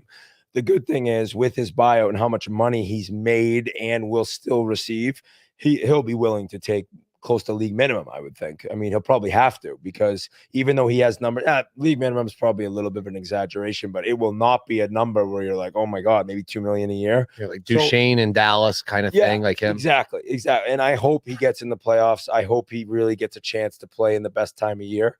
But we talked about that, I think, a few episodes ago for a while. Big congratulations to Glenn Sather, a hockey lifer, NHL legend. He was serving as senior advisor to the owner of the Rangers. He announced his retirement from the game on Wednesday. The 80-year-old Sather was inducted into the Hockey Hall of Fame back in '97. He won 5 Stanley Cups with the Oilers, the first 4 as coach and GM, the final one as GM. This guy played in the NHL. Just, like I said, a hockey lifer, a hockey legend. So congrats to Slats on an unreal career. A great guy, too. So enjoy retirement. Couple clicks, boys. Absolutely. Always take him with the stogie. I would love yeah. to have an hour sit down with Wayne to talk about Glenn Sather stories. I'd love to sit down with Glenn. Oh, fuck, if he would do it. I didn't Maybe. think that he would maybe do it. You never know. He doesn't even know what a podcast You never know. is. Congrats to the Hershey Bears as well. Their 13th Calder Cup in team history. They went back-to-back for the 3rd time in team history. They beat Coachella Valley for the 2nd straight year. Oh, This team is just dominant on the AHL level. Poor Dan Biles and all the guys at Coachella to lose again, to play this long. It is hilarious to me that they played a Calder Cup final game on the night of Game 7. I think that's maybe the most insane thing I've ever heard. Just move it a day. It's the minors.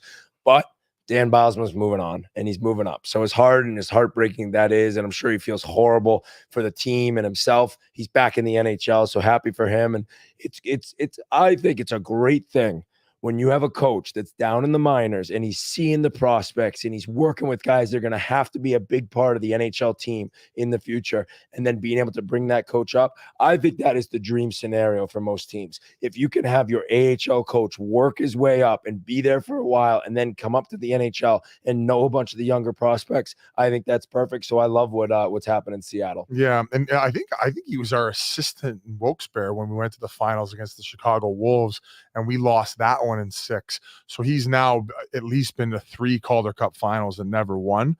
But going back to Bosman, he does have that Stanley Cup with Pittsburgh when he took over for Terrian. And then afterward, he ended up going to, what was it? Buffalo. He was in Buffalo, and then that was it for his NHL. As a head coach, I believe so. Yeah.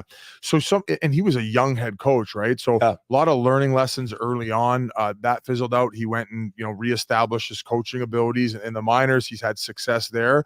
So, I mean, look at Paul Maurice and how long it took him to win a Stanley Cup, and become a full-time NHL coach. So I wish him nothing but the best. He was a great guy. He was fun to be around. So I think it's a good move for Seattle, like you said, to already have a connection to the next wave of player that's going to come up and have to fill in those roles. I think that's very, very vital.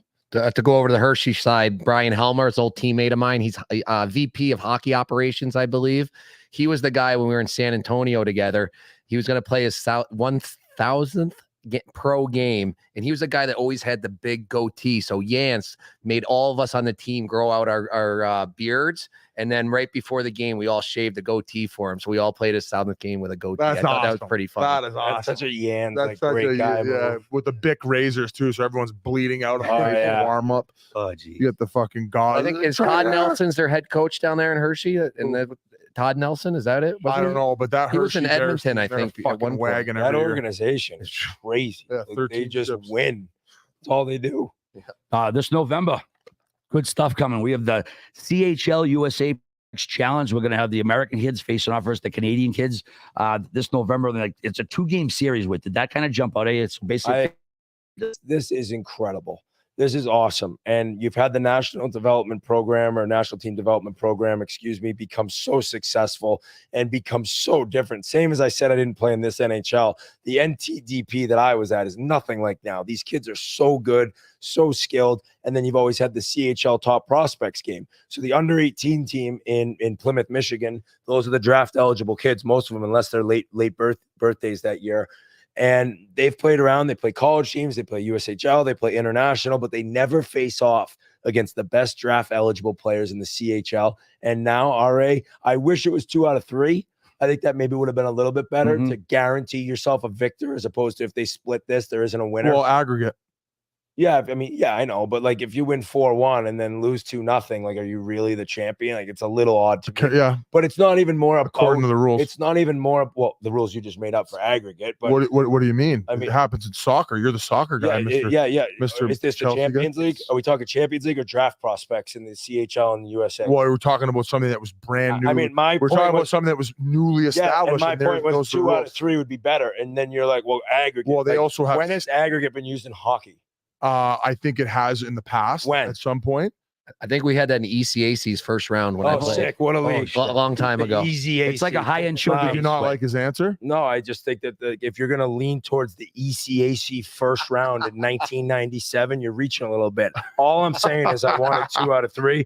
But no matter what, it's awesome because for the players, you're getting to feel Americans that you're going up against in the draft. And for the scouts, you're seeing them all together. Right. So you don't have to watch kids just in the CHL, and then you get to see like one-on-one, like maybe Hagens and then the top prospect next year in the CHL, like see this battle between them two. I think it's cool. I might have missed it. Is it USA versus Canada with those kids, or is it CHL versus USA? It's the best top. I read it's the top draft eligible players in the CHL versus the under 18 team. And if it's so there can be an American kid that's on that CHL team playing against Team USA, which would be interesting. Didn't think of that. So that's why.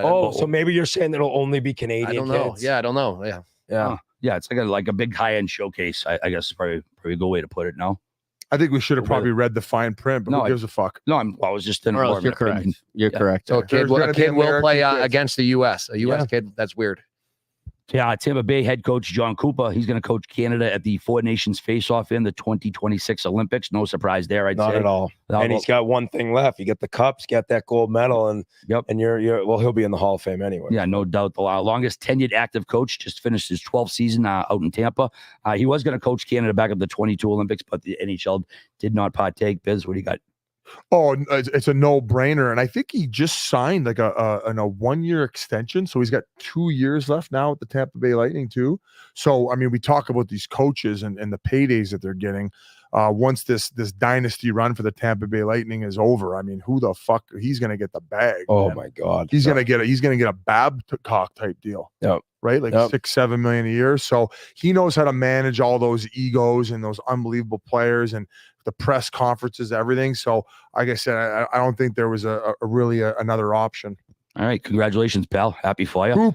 The Kings debuted their new threads, man. They're pretty sweet. The LA Kings. I love the throwback ones. Yeah, and I love how on the bottom they made the bar across very thick. So it adds different dimensions and layers to the jersey. I like the rebrand. And of course, they're going to be playing with those matte black buckets, which are way better, in my opinion, than the silver ones. Yeah. And they're just a lot classier. So kudos to them. Way better than what the Ducks got going on. The Ducks orange. I was like, I didn't hate the jersey. It's just the pants being orange. I was like, ugh.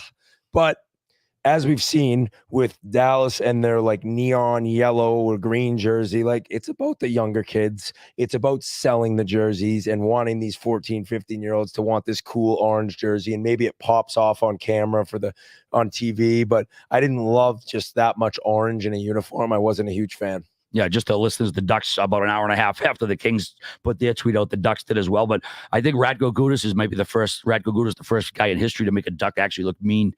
I mean, Duck's just kind of a weak name for a hockey team. Man. It's kind of a pussy bird, right? I mean, who's afraid of a duck? I think Never saw a blue duck. Ducks are very resilient. From my understanding. Ducks work their dick off, don't they? Yeah. Alex Meruelo, he's walking away from ownership of the Arizona Coyotes. About time. Holy shit, buddy. That was quick. Yeah, a friend of the show, Craig Morgan, reported the news come 4 days after the Arizona State Land Department canceled that auction that Meruelo was trying to get this fucking tract of land. Well, the land was what's the term you use? It was zoned for like a 3,500 seat arena. So it wasn't even zoned properly to build what they wanted to build. So that's why we already have one of those. I think even at a certain point, like one of the people in the community came out and said, like, this isn't going to be built on it, even if they win the land. So I just think they were way in over their head. A great business move I think they making about $400 million on the whole overall deal. Take your money. Get the fuck out of hockey. You're not the type of owners that the NHL is looking for. You don't know how to treat your employees. You're cutthroat in the businesses that you've ran before. If you want to go run them like that, go do it. That's not how the NHL operates. You have to treat people like people. And you know what?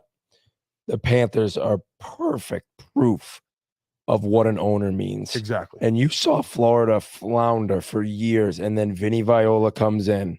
And with his West Point background and Matt Caldwell and all these guys, and they've changed everything. You need a superstar owner to become Stanley Cup champions. I'm telling you, it matters so much because, as you said, it's the treatment of everyone, whether it's a secretary, whether it's a janitor, it doesn't matter. When you have an owner that just takes pride in how he's running that entire business and team, it changes the landscape of everything. And that guy was a pigeon. Even for Kate's, right? Like the money that they'll spend, like he'll go down there and say, what do you guys need from me in order to be successful? Like down to them hiring the mental coach. So the budgets they have, and to say, hey, listen, here's the amount of money to go get these types of resources in order to have success, because he brought a bunch of his West Point buddies over too, right, Viola? Yep. Where they help run the organization. So these guys are the type of guys who are up at the crack of dawn, going for cold dips in the fucking ocean. Our guy Bryce Holwig, he's a West Point guy. I don't even know his exact title. I feel like he does everything down there. He's COO. The NHL finally cutting bait here. Hopefully, they can learn some lessons so something like this does never happen again. I mean, the guy's reputation wasn't great beforehand. The owners were sick and tired of leaking oil and covering the cost of it because the league owned the team.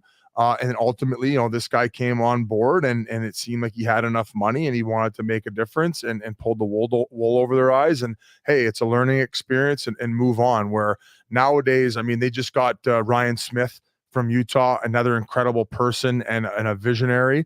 And I think the NHL has finally get rid of some problems and brought in some better people. Actually, I met a woman from Utah at the airport the other night. She was very excited to have a team. I told her you're going to have a real good team very soon out there with all the prospects in the pipeline.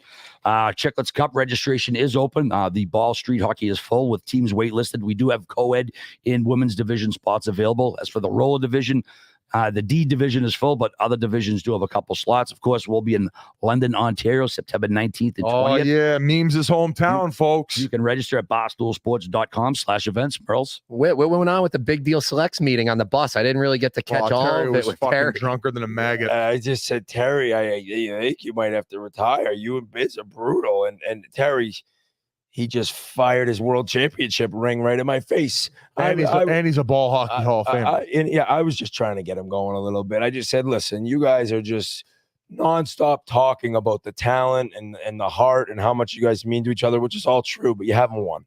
And if you don't win, like how often can you keep trotting back the same people? But his buddy was there. I forget his name. Apparently he's a game breaker. We hear this every year. Future ball hockey. Every year he's, this is the best ball hockey player. Well, why didn't you have him last can't wait 4 tournaments, I told Biz he needs to coach with So I think he needs to retire. I think G got some information from some of the organizers as to some of the A division ball hockey teams that have signed up since. Yeah, they said they're 10x the Godfathers. Which was so the Godfathers wow. dominated last year. Dominated. And they said there's multiple teams that are 10x the Godfathers. So Biz needs to load up. So currently there's there's 8 teams in the top division, correct? For ball hockey. Yes. I was even talking about maybe even opening up another 4 slots. So it's 12 teams to make it even more competitive. Because all of a sudden, all these like people from Quebec want to come over who are apparently savages. And I would like to make it like a money division. Where every every team who signs up, every guy throws in an extra $100, and then if you have 12 teams, $100 a guy. Let's say there's $10 a guy. I don't know math very well, but that's a decent chunk of change for the winners to bring home. We should figure out some sort of cash prize, anyways. I think for roller A, for street A, both teams deserve definitely for ball hockey, because we have actual professionals showing up on every team. We got professionals in A roller. I know, but we're talking about like professional ball hockey teams, guys who go play in the world championships. Like how many teams that are in the ball hockey division have like multiple 8 guys who have 100% guys that come from nationals. I want to see names and I want to see highlights. 100%. We need Ennis. You guys mentioned Terry Ryan. I actually did help him get into the game the other night. I was like, T, you all right there? He had his phone, but he hadn't had his ticket downloaded. Now you have to sign up whatever app, Ticketmaster app, whatever. So he hands me his phone, and it's an Android. I've had it. I literally was like this. I was like, does anybody here know how to work an Android? Like 10 times, finally, some guy come over, like help me walk through the Android. Imagine seeing these two trying to get into the game with their phones. I do remember on the bus where you're like, Terry, this isn't good, but I'm the one that has to lecture you. You're like, settle down, Terry. I was like, this is bad. You're in real bad shape. A little bit of responsibility for RA is good sometimes. Yeah, not a bad thing. Come see us in a couple hours. We're going to be at Stadium Swim at Circa at 5:30. Awesome time. Oh, I can't wait to get over there. Right now we're interviewing, I think in about an hour, Macklin Celebrini. Nice. So I can't wait to talk to him. We'll be dropping that this summer at some point. We got 2 episodes left, guys, and we're leaving you with a banger on the last episode of the season. So I cannot wait till you guys get to hear that. But Should we tease it? Do it. Guys, we got Mark Messier for over an hour Moose. live in Edmonton, and we'll be dropping him on our last full podcast together. July together. 9th. It'll be on July 9th, and then we're going to say goodbye for the summer. But, of course, we're going to be dropping episodes every week. Ray's going to come in for the intros. We have some other amazing interviews lined up for you. We have, but you guys will be teed up for some summer comment, especially if you guys are commuters or you're on the boat or wherever. We have some legends of the game who are going to come on and tell some awesome stories, and you guys will be taken care of. But it's been an unbelievable rip for us, an unreal end to the season. We're so grateful for all of you who come by and listen on a weekly basis, even despite how polarizing our brand can be at times. But as Whit mentioned at the top of the show, we're a circus. We're not your basic media source. We're just a bunch of goofs who get together and want to talk about hockey and do what we love and make silly content. So on that note, we got a sandbagger tomorrow with a few goofballs. We got another appearance on Thursday. Tomorrow at Lee's Discount Liquor starting at 1:45. That's 4230 South Rainbow Boulevard in Las Vegas, Nevada. So we got 2 appearances in Vegas. Come stop by if you're here. We got the NHL draft. We'll be there for a little bit. We'll be at the awards as well. And once again, congratulations to the Florida Panthers on an incredible run. The entire organization, back-to-back finals, and you guys finally pull off and get your first one. Well-deserved, and it's so good for the growth of the game, especially in South Florida. Look at the domination of Tampa and Florida over the past few years, and it continues to grow the game. So you guys, well-deserved, and looking forward to hearing from Walt and Matthew. Yeah, let's see what happens. We'd love it. All right, everybody. Great Peace. show. See you. Peace. Good job.